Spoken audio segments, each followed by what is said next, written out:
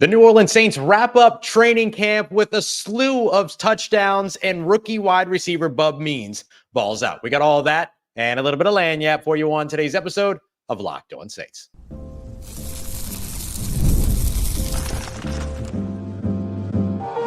You are Locked On Saints, your daily New Orleans Saints podcast, part of the Locked On Podcast Network, your team every day. What is good, Who Dat Nation and Who Dat family? I am your host, your friend, Ross Jackson, New Orleans native, your New Orleans Saints expert, and credentialed member of the media covering those New Orleans Saints as the Saints beat writer over at LouisianaSports.net and Saints analyst at WWL TV. And on today's episode of Locked On Saints, we're recapping the final day of New Orleans Saints training camp. Yes, training camp is over.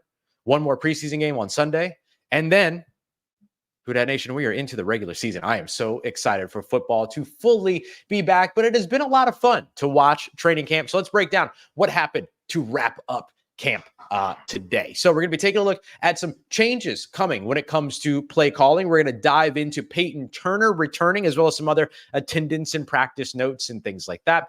But we're going to kick everything off today with the final training camp practice being absolutely loaded with touchdowns, scores, a ton going on throughout this one, and even a little friendly quarterback competition. And of course, wide receiver Bub Means having what was probably one of his best practices so far. We appreciate you very much, as always, for being here and for making us your first listen of the day every day, and for being an everydayer here on the show, which is a proud part of the Locked On Podcast Network, your team every day. Today's episode brought to you by our friends over at Gametime. Download the Gametime app, create an account, and use the promo code LOCKEDONNFL for $20 off of your first purchase. That's promo code LOCKEDONNFL for $20 off your first purchase. Download Gametime today. Last minute tickets, lowest price guaranteed. All right, so when it comes to the New Orleans Saints, having wrapped up training camp is kind of bittersweet. Because training camp's always really fun, right? Like, this is the time where anything can happen and everything is typically good news and everything feels good around the team. Well, we are now past that point of New Orleans Saints offseason, and we are instead now moving closer and closer to the regular season. That doesn't mean that everything has to turn negative or that everything can't be positive. And I love the way the New Orleans Saints wrapped up training camp today, because they put on a show for the audience that was there. New Orleans Saints did their final practice in the Caesars Superdome, and in doing so, put together something really nice for everybody. So it was cool to see everybody come together. It was great to see fans in the dome again and all that, but it was also great to see the New Orleans Saints go out there and do things that were going to get some good response from the crowd. They spent a lot of their time working on red zone drills, which means that touchdowns were way up. Of course, today we saw Derek Carr throw 4 touchdowns. We saw Spencer Rattler throw a touchdown. We saw Jake Haener throw 5 touchdowns. So a total of 10 touchdowns today in practice. That included touchdowns on a really great throw and catch to Brian Austin in the end zone by Spencer Rattler. You had a nice completion from Derek Carr, a couple of nice completions from Derek Carr in the end zone, including one to Chris Olave. We saw Jake Haener connecting with receivers in the end zone as well, including Juwan Johnson with a nice toe tapping touchdown over in the left sideline. Sorry, I had to get myself oriented there. But it's sort of the left sideline toe tap and touchdown there. So really a lot of fun that we saw from the New Orleans Saints. But it wasn't just all fun, right? Like, they're still working too, because they're getting ready for this game this weekend against the Tennessee Titans, which by all intents and purposes is a lot of players' kind of last-ditch effort to either A, make a play for the practice squad, B, make a play for the roster. Well, I should probably flip that. A, make a play for the roster, B, make a play for the practice squad, or C, they're already on the roster, but maybe they're jostling for a position, right? Like, you think about Jake Haener and Spencer Rattler, both of those guys. I thought Jake Haener had more opportunities on the day, simply was able to throw more passes, things like that throughout the day. Jake Haener threw twice as many passes as Spencer Rattler. Jake Haener was 6 of 8, while Spencer Rattler was 2 for 4. So that ends up having a big impact. Derek Carr, 9 for 10 on his day today. Really nice day for him. And so Jake Haener, I thought, had a really nice performance, just also simply got more opportunities than Spencer Rattler, who got more opportunities in Thursday's practice and stuff like that. So the game against Tennessee is really the game where those two get to kind of battle it out, duke it out one more time, and hope that one of them comes out on top in terms of becoming that New Orleans Saints sort of backup quarterback, right? The clipboard guy on the side, maybe the guy that ends up being called upon to go in, which isn't necessarily always the same guy, right? But Saints are going to be taking a look at a little bit of what that could look like here up against the Tennessee Titans, where I assume Jake Haener and Spencer Rattler are going to get the majority of snaps on the day, like each a half potentially. That's assuming that starters don't play. I don't know why you would play your starting quarterback and the majority of your starters. I think some starters could still get some time here. Trevor Penning, Taliesin Fuanga, stuff like that, of course. But for the most part, I don't really see this team playing a lot of its starters Sunday, even though the Tennessee Titans have said that they intend to play their starters for a couple of series. So that'll be a really telling opportunity for whomever is on the starting offensive line that ends up playing for the Saints in this game. I don't want to leave out here, though, that on top of all of the nice quarterback performances, we also saw a really nice day from rookie wide receiver Bub Means, who has had a really nice camp and kind of put himself back on the map since returning from his injury. Remember, early on in training camp, he had sort of this front to lower leg kind of shin injury. It was a muscle that ran down the front of his lower leg.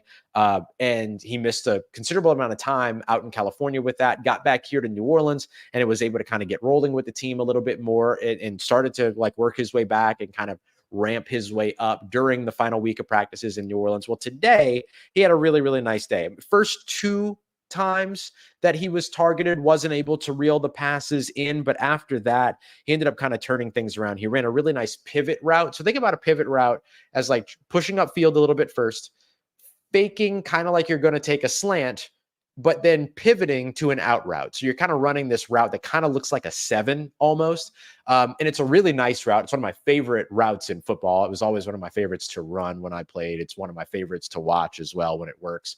And I thought he ran it exceptionally well. He ended up wide open on the right side of the field. I was able to take that catch and be able to pick up some additional yards as well from Derek Carr, the passes from Derek Carr. So that really kind of started his day. He then ended up catching a really nice ball from Jake Haener down the right sideline, a little toe tap on the side to be able to stay in bounds, be able to reel that in. And then he followed that up with a touchdown pass. I believe it was also from Jake Haener. Yes, it was also from Jake Haener. A touchdown pass a little bit later on the left side of the end zone. Almost got another touchdown on the day at the goal line, but was caught at the goal line by Millard Bradford, the undrafted free agent safety, and newly acquired linebacker Khaleke Hudson, newly as in over the course of this offseason. That play coming from Spencer Rattler.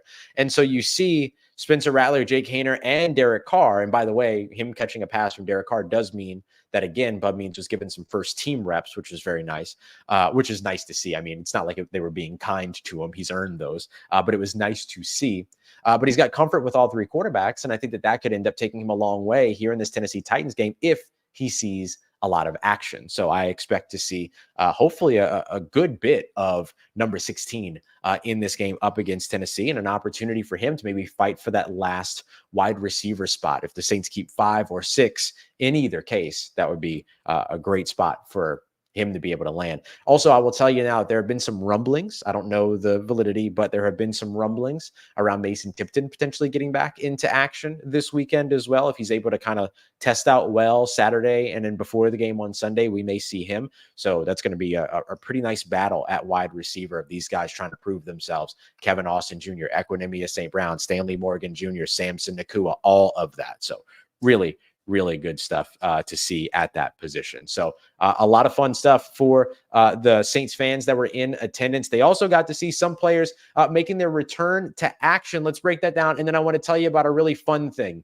that we saw during training camp today. If you missed the old Drew Brees-led quarterback competitions, you got to see something very fun if you were in attendance at the Superdome tonight. We got that coming up for you next as we continue on with today's episode of Locked On Saints, part of Locked On Podcast Network, your team every day.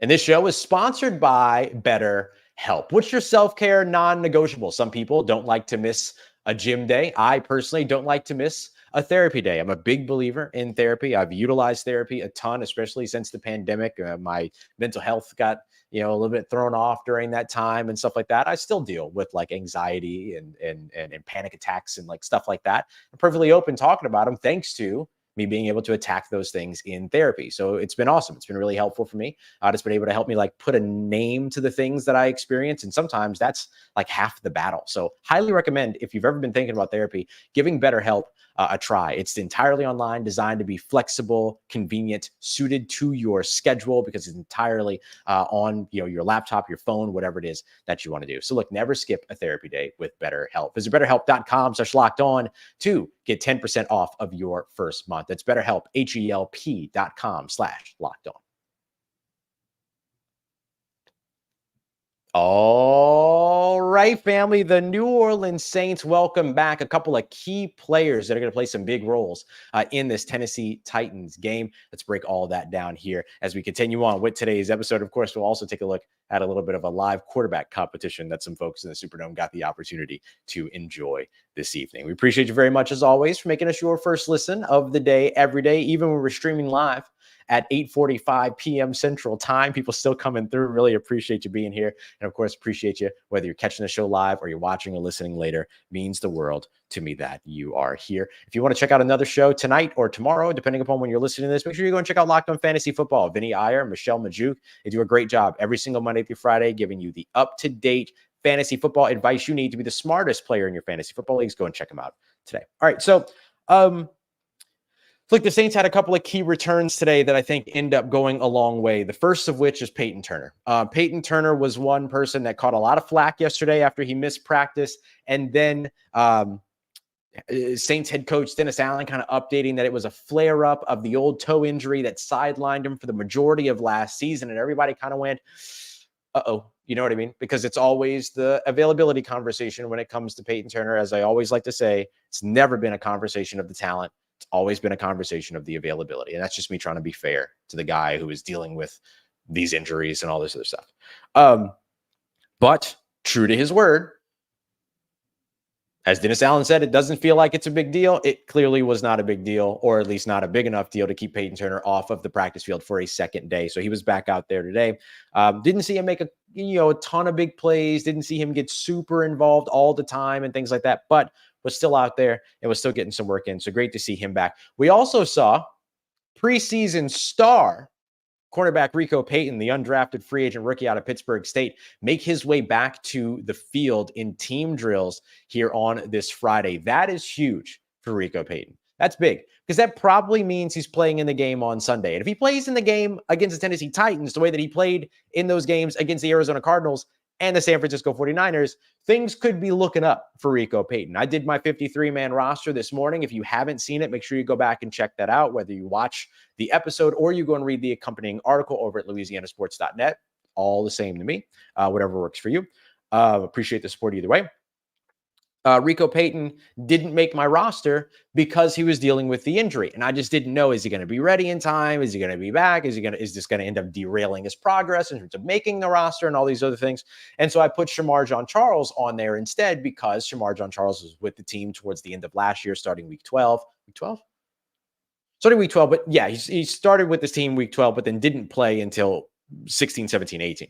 But with his special teams acumen, all those other things, and gives you a little bit of cornerback depth, yada, yada. It made sense to me that Shamar Jean-Charles would be the one to then get the roster spot if Rico Payton is not healthy. But Rico Payton looks like, or as Michael says, Rico Suave, looks like he's healthy again, which is huge for him because, again, massively impressive. He was the most targeted cornerback over the first 2 preseason games across the entire NFL and allowed only 3 catches during that time.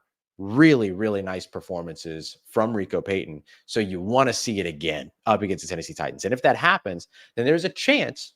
So you're saying there's a chance he does end up moving back into a guy that I say, hey, he might earn that 5th cornerback spot, or make the Saints, instead of keeping 6 safeties like I did, keep 6 corners and then 5 safeties, and then just flip the number and all those other things. So I think that will work. One thing that I forgot to mention, thank you, Reem, is where the quarterbacks played in this one.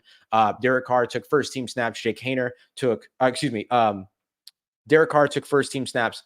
Spencer Rattler took second team snaps, and then Jake Haener took third team snaps. That changed towards the end when they were getting ready for the game, and they were doing what's called the carded sessions. So the carded sessions are when your defense is running looks that your opponent will show as opposed to running its own plays, or your offense will run looks that the opposing offense will show as opposed to your own plays.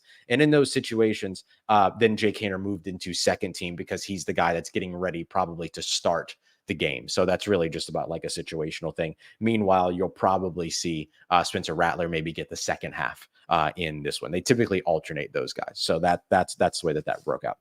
One other big return for New Orleans was Pete Werner. Pete Werner back participating in more of team drills, very involved today. We also got to speak to him after practice, the first time that we had gotten to talk to him since he got his 3-year contract extension earlier this offseason. Said he was very excited to get that done. Mentioned that it had been working on for a while and all those other pieces. But he was glad that it's all done, can now just focus on football over the course of the offseason. Doesn't have to have that kind of thing in the back of your head going, man, what's going on with the money and all this other stuff, all that. So that is a big thing to like have out of the way. And it was great to see Pete Werner now back on the field. He told me that he was told when he signed with the, or when he was drafted with the Saints, that what they needed him to do when he showed up was play, lead, and compete. Clearly, he has done that to the extent that the New Orleans Saints like, and that's why he got his 3-year deal. So absolutely loved hearing from Pete Werner today and seeing him back out on the field. A couple of other transactions for New Orleans where we get to some more practice notes and things like that. The Saints ended up waiving with an injury designation Trajan Jeffcoat. I'm going to come back to that. He's the undrafted free agent defensive end that they really liked out of Missouri/Arkansas. I'm going to come back to that one. They also waived Caleb Ford-Demet. That makes sense. Rico Payton was back, and so it gave them the opportunity to get their numbers right at corner. And so you kind of get, if you're Ford-Demet, unfortunately, you kind of got the last in, first out treatment. And so he ended up being moved on from. In those places, they brought back Cameron Peterson, the former Southern Jaguar, who has been around the team a bunch. He was there on a tryout basis with the during rookie mini camps, rather. He's been around the team before. So this was an opportunity for him to come back. When he was here in New Orleans during rookie mini camps, I spoke to him in the locker room, and he said that he was just excited to be back and to get another chance to maybe land with the Saints, that he hopes that he'll get an opportunity to extend and all these other things. And now here he is getting the phone call. So maybe he won't get the opportunity this late to play for a roster spot or a practice squad spot or whatever. But look, the Saints are pretty thin at that defensive tackle room, so there's a real chance that he could end up on the practice squad, or at least it's clear that he's on the short list for the team if they need numbers at the position. They also welcome back an old face, Andrew Dahl, one of the most delightful people that you'll ever come across in the NFL. The linebacker was back. Dennis Allen updated that Andrew Dahl, a guy that has had a lot of opportunities with the Saints, but unfortunately has been derailed by injury so many times. But consistently, the Saints bring him back because they know what he can do. They're very familiar with him. They like what he can do. Dennis Allen highlighting a bunch what he can do in the kicking game, all those other things. But Andrew Dahl coming back was really good to see. So hopefully maybe he'll get an opportunity to stick around here. Dennis Allen said that there was a plan all along to at least check in with him, bring him in for a tryout, get a look at him, all this stuff. So clearly he did that a couple days ago, and then he ends up back with a team that needed some numbers over at the linebacker position with DeMarco Jackson missing today because of the calf injury that he suffered in yesterday's practice. On Trajan Jeffcoat, I want to just mimic something mimic something? Mimic? Is that right? Yeah, I guess that's right. I just want to mimic something or parrot something, I guess. I don't know what I'm trying to say. Anyway, my good friend John Hendricks over at Second and Saints mentioned during the show that there's that he's heard that there's some interest in bringing Trajan Jeffcoat back to the practice squad. And if that is going to be the case, I think that's a wise choice for New Orleans. He is like their kind of defensive end. He dealt with that dislocated elbow during one of the practices early on in Irvine, missed the majority of practices after that, or really every practice since then. And so if he's healthy and they can get him back on the practice squad, I think that's a worthwhile investment because he's a really, really nice dude, like really nice player, like good player that has those intangibles and those tangibles that you definitely want to develop. All right, I see a couple questions. We'll definitely get to those. And then we're also going to dive into first here in just a moment, the New Orleans Saints doing some interesting things with play calling this weekend. Let's break it all down for you as we continue on and wrap up today's episode of Locked On Saints, part of Locked On Podcast Network, your team every day.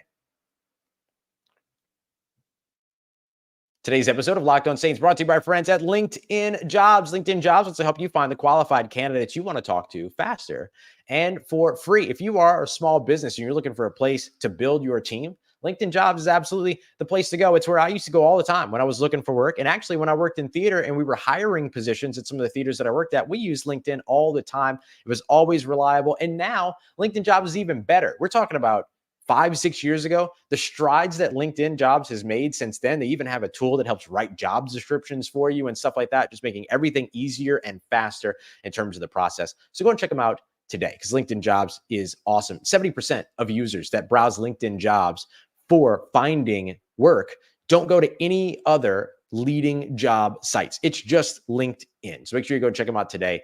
Post your job for free at linkedin.com/lockedonnfl. That's linkedin.com/lockedonnfl to post your job for free. Terms and conditions apply.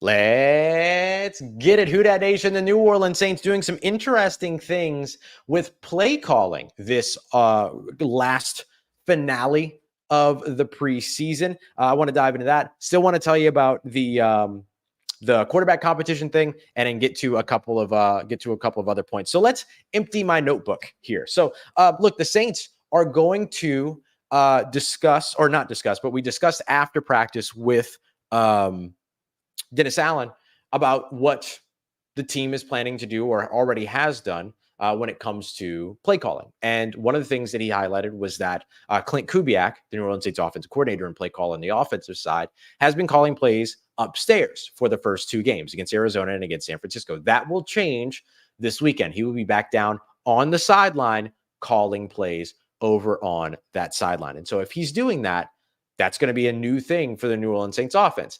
Do you like the idea of him calling from the sideline? Are you okay with him up there calling from the booth? Ultimately, it's going to be Dennis Allen's choice in terms of which way this all goes. But I think they're now going to get an opportunity to evaluate what it looks like when he's calling from downstairs. So that should be a pretty interesting thing, something to keep an eye out on, because I have a little bit of familiarity with this conversation just from working in theater, calling shows from backstage versus calling shows from the booth.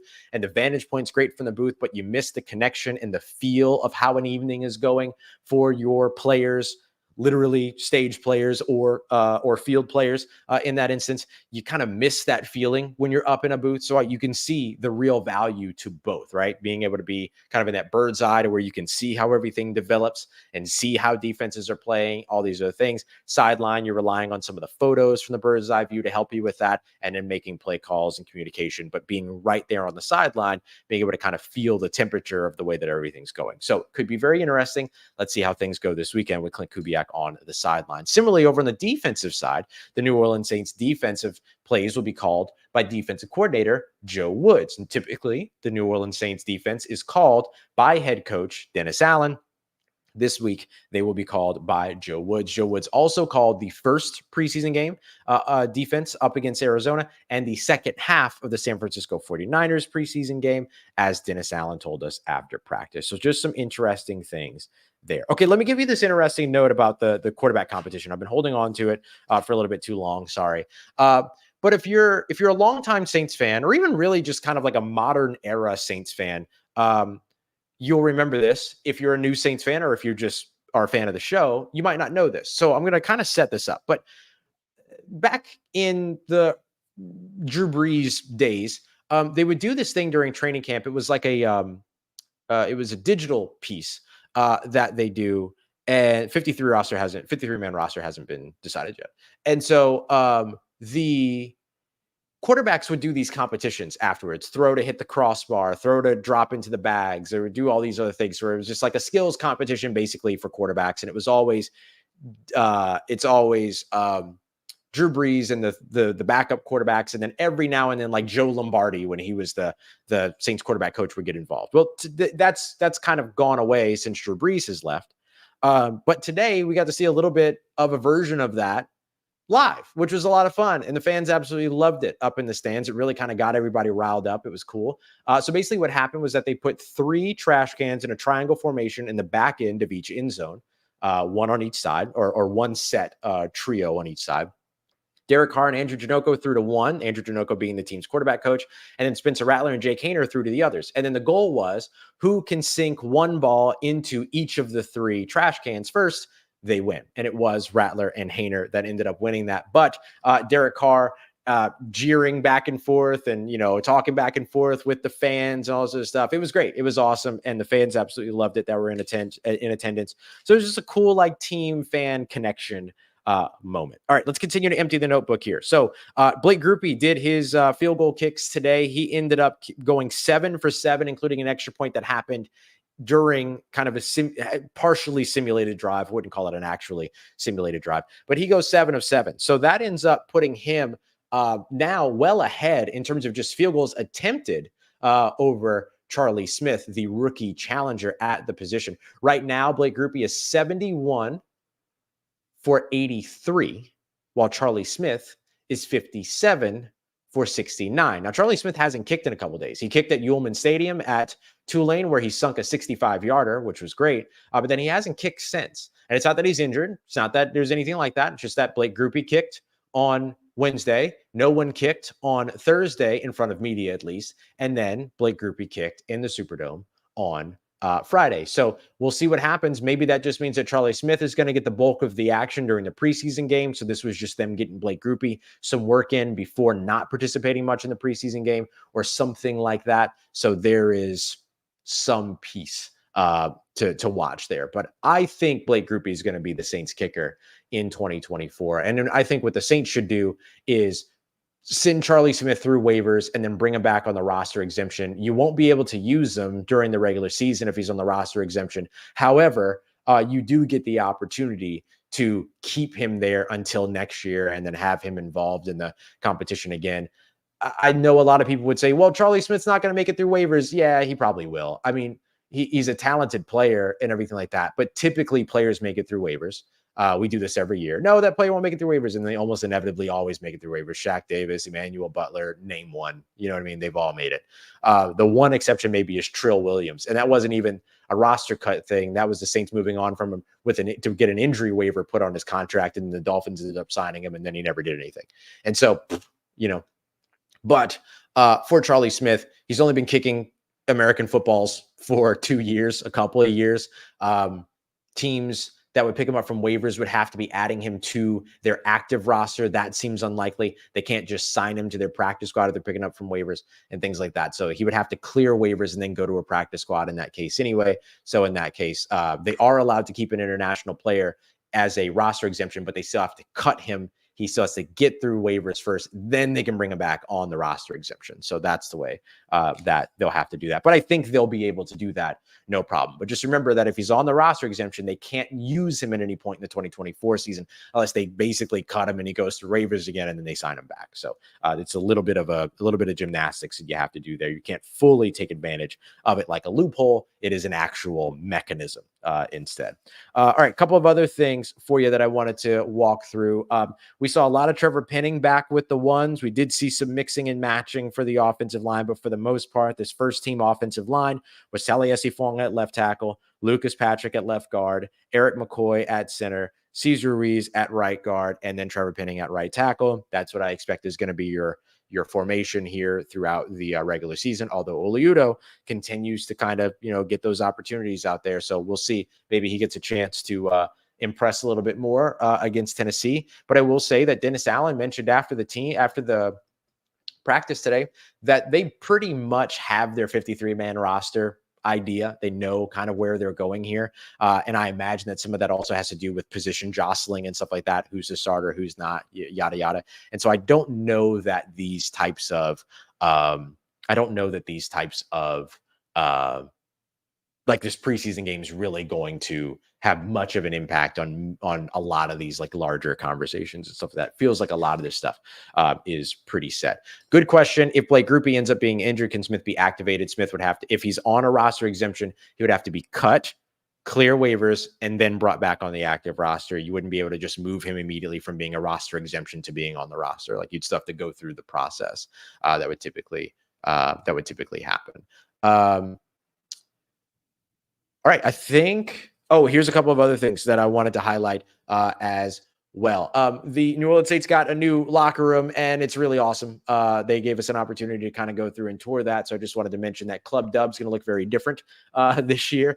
Safeties Tyrann Mathieu and Jonathan Abram had light days. I think that's pretty indicative of who the Saints think are the starters at the safety spot. We'll see if that ends up being true. The Saints ended up having a few players missing today. Nobody like out of the ordinary, with the exception of A.T. Perry. Wide receiver A.T. Perry missed practice, but it was with personal reasons. Dennis Allen did not elaborate from there, which makes sense because they're personal, but doesn't sound like it's injury related. It just seems like a personal thing. Let's see if he's back and ready to go for Sunday's game. And of course, linebacker DeMarco Jackson ended up missing practice because of the calf injury that he suffered in yesterday's practice. So there you go. That's all my notes. That's my notebook. If you want more detail on every single drive that the New Orleans Saints took, head over to louisianasports.net. That's all there for you.